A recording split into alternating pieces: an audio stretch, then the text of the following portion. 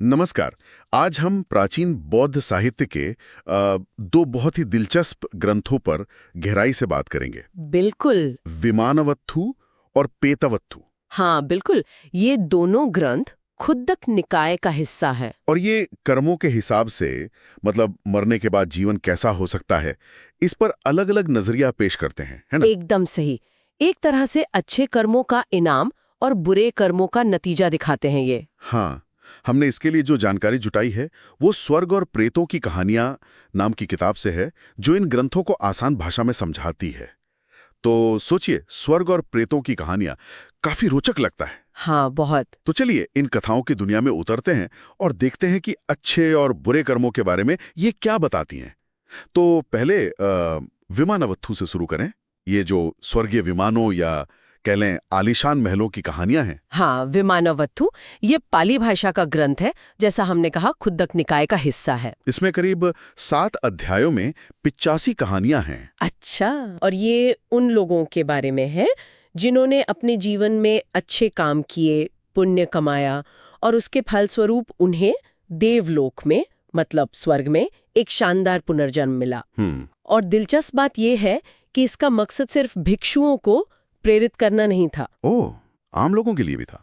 हाँ बिल्कुल, आम लोगों को भी ये समझाना था कि देखो, दान देना, नैतिक जीवन जीना, बुद्ध धम्म संघ में श्रद्धा रखना, ये छोटे छोटे काम भी कितने बड़े स्वर्गीय पुरस्कार दिला सकते हैं। ये बात तो बहुत अहम है। मतलब छोटे काम और बड़े पुरस्कार।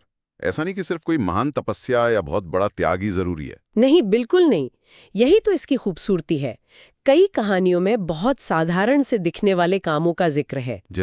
जैसे किसी भिक्षु को फूल दे देना, या थोड़ा पानी पिला देना, या वस्त्र दान करना, भोजन देना।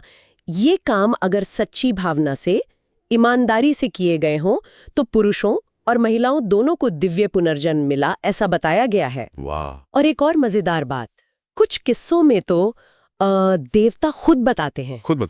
किसको? महामोग्गलान जैसे जो महान अरहत भिक्षु थे, उनको वो बताते हैं कि देखिए, हमने फला जिंदगी में वो एक छोटा सा अच्छा काम किया था, उसी की वजह से आज हमें ये वैभव, ये दिव्य महल मिला है। कमाल है। तो ये कहानियां तो सीधे सीधे कर्म के सिद्धांत को सामने रखती हैं। जैसा करोगे वैसा भरोगे, अच्छा करोगे तो अच्छा पाओगे। बिल्कुल। और साथ ही दान का महत्व, चाहे वो कितना भी छोटा क्यों ना हो। और हाँ, बुद्ध धम्म और संघ के प्रति आस्था, ये सब बातें। एकदम सही कहा आपने। ये एक तरह से आम आदमी के लिए एक मोटिवेशनल गाइड जैसी है। ये दिखाती है कि नैतिकता, उदारता, अच्छाई कभी बेकार नहीं जाती, उसका फल मिलता ही है। सही। ये तो हुई विमानवत्थु की बात, जो उम्मीद जगाती है। अब आते हैं सिक्के के दूसरे पहलू पर, पेतवत्थु, प्रेतों की कहानियां। ये क्या है? ये बिल्कुल उल्टा होगा फिर तो। हाँ बिल्कुल, ये भी खुद्दक निकाय का ही ग्रंथ है। इसमें 4 अध्यायों में करीब 51 गाथाएं या छंद है, और ये उन जीवों के बारे में है जो अपने बुरे कर्मों की वजह से पेत योनि में जन्मे हैं। पेत योनि मतलब? पेत मतलब दुखी आत्माएं, अतृप्त आत्माएं, जिन्हें हम आम भाषा में प्रेत या भूखे भूत कह सकते हैं।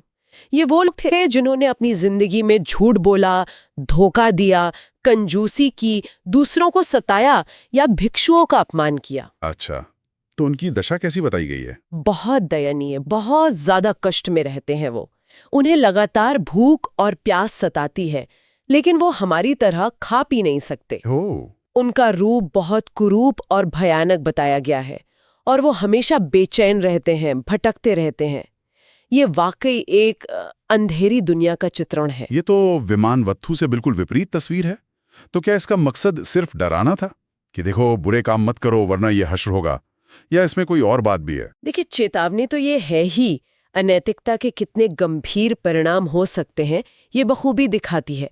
लेकिन इसमें एक और बहुत महत्वपूर्ण और कह सकते हैं एक अनोखा पहलू भी है। वो क्या? वो ये कि ये ग्रंथ बताता है कि जो लोग जीवित हैं, उनके रिश्तेदार, वो इन पीड़ित प्रेतों की मदद कर सकते हैं। मदद कर सकते हैं मरने के बाद भी?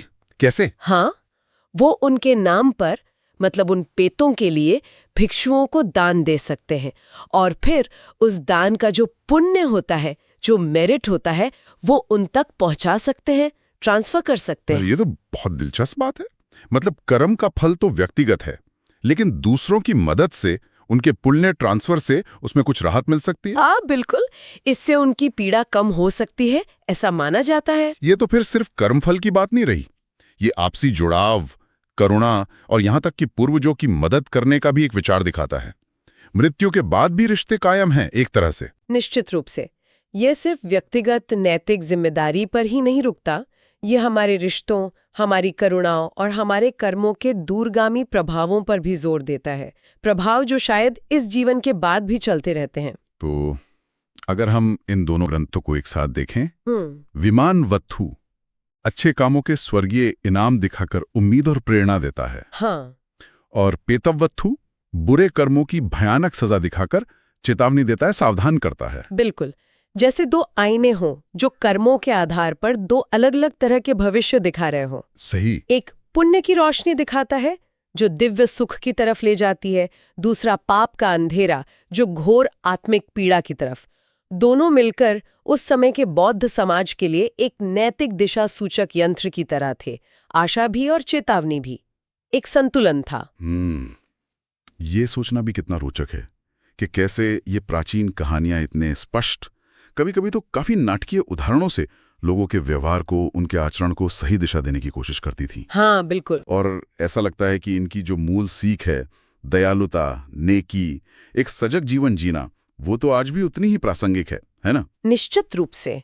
ये सिर्फ पुराने धार्मिक ग्रंथ नहीं है, आप इन्हें कारण और कार्य का नियम, करुणा, जिम्मेदारी जैसे जो सार्वभौमिक सिद्धांत है, उन पर एक गहरे दार्शनिक रूपक के तौर पर भी देख सकते हैं।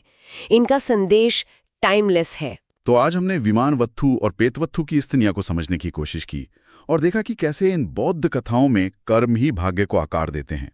नेकी के लिए स्वर्ग का सुख है तो बदी के लिए प्रेतलोक की अंतहीन पीड़ा। हाँ, कर्म का सिद्धांत बहुत स्पष्ट रूप से उभर कर आता है।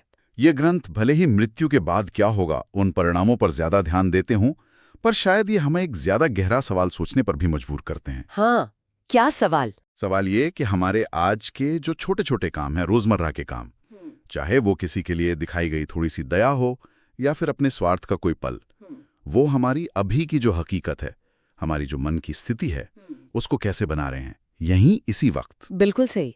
ये सोचने वाली बात है कि हमारे कर्म सिर्फ भविष्य ही नहीं, वर्तमान को भी तो गढ़ रहे हैं। हाँ, इस पर विचार किया जा सकता है। चलिए आज की चर्चा यहीं समाप्त करते हैं। धन्यवाद।